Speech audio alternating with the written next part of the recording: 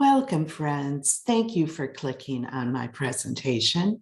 My name is Beth Stoddard, and I am the program director for the master's degree in higher education administration.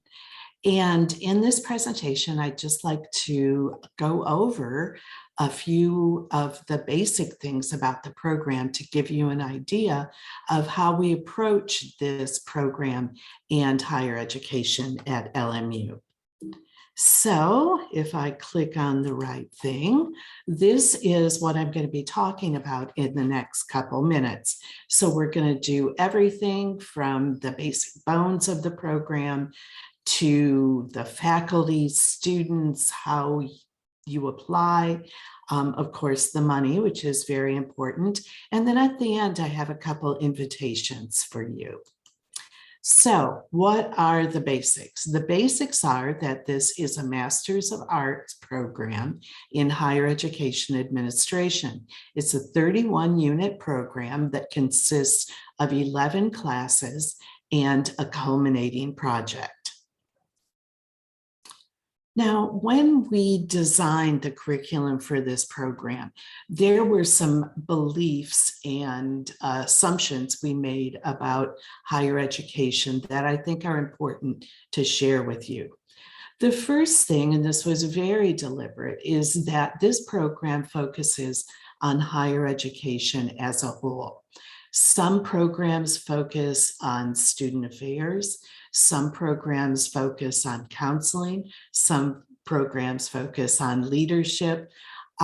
We believe, and those programs are all great. We believed, and still do, that we need to focus on every aspect of higher education. What we want to do is prepare leaders who understand the system of higher education, how all the offices, departments, divisions interact together in service to students and student learning. We also thought it was very important to include classes in community college, to examine how the large research institutions, the smaller private institutions, and everything in between work and operate. Another thing that we believe is that theory informs practice. The beginning of the program is pretty heavy into theory, but our question is always, so what?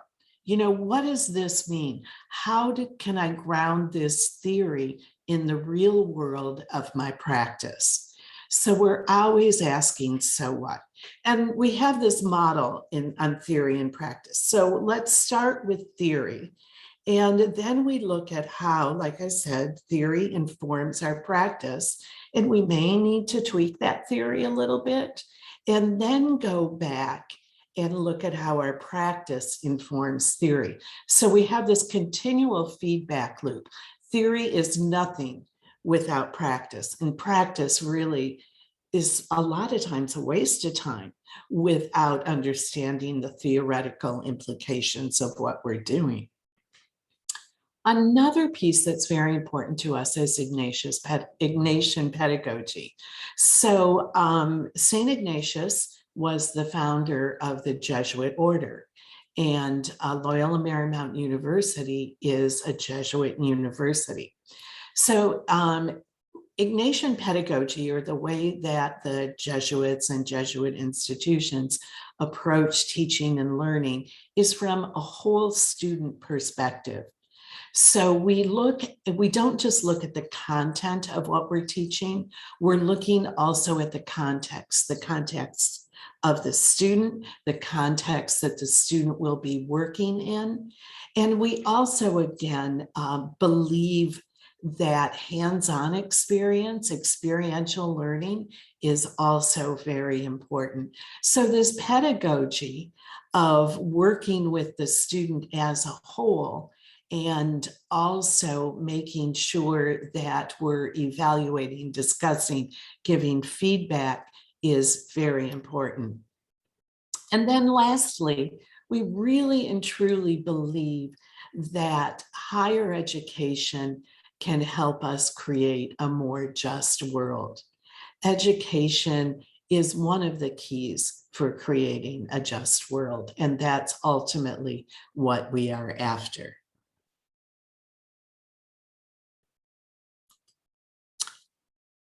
Changing gears a little bit, the faculty, this picture, I will say, was taken a little bit ago.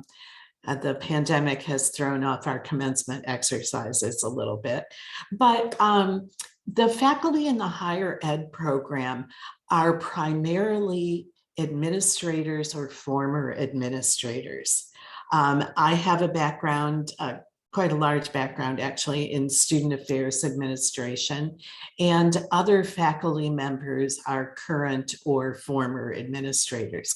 So for instance, right now, teaching our organization and administration class is the associate provost for enrollment management. Teaching the law and policy class is an assistant vice provost for assessment and evaluation. Our assistant vice president for student affairs teaches the human resources class.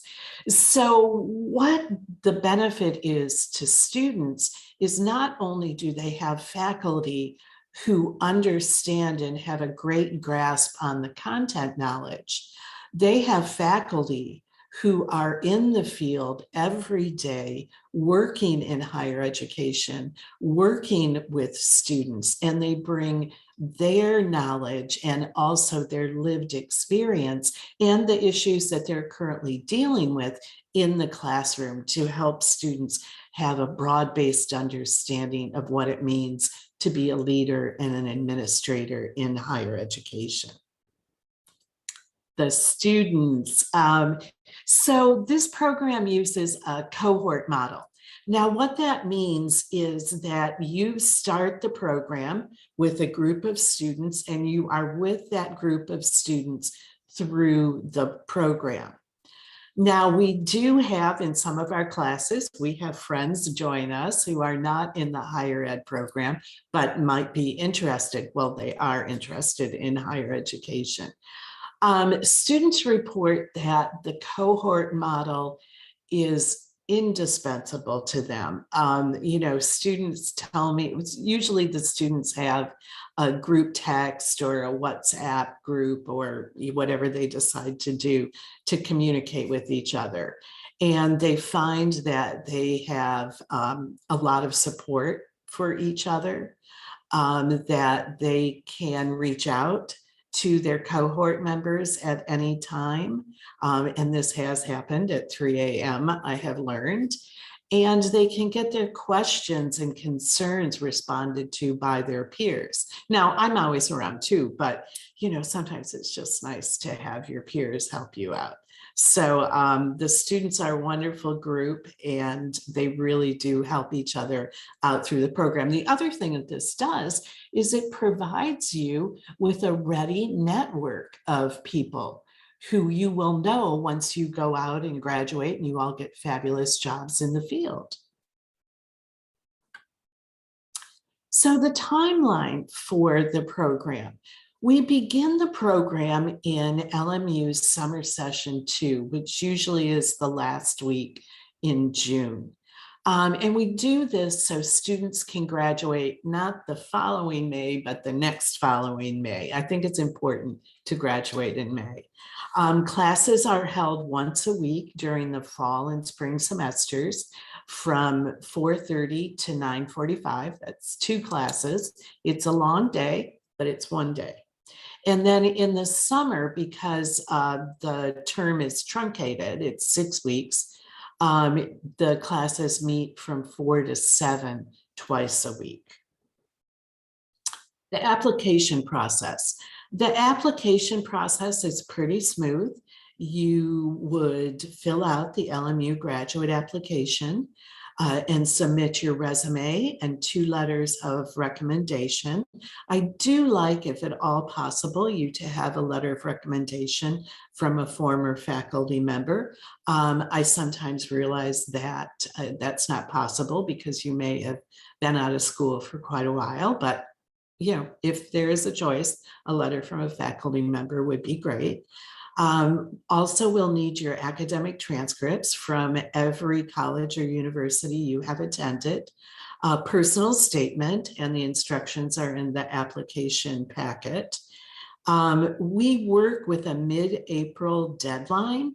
However, I also work on rolling admissions. So if you would submit an application, let's say in December, I will read it, make a decision on it, and let you know. I just don't feel like people should be hanging out waiting for a month or 2 for a decision on their applications. Money.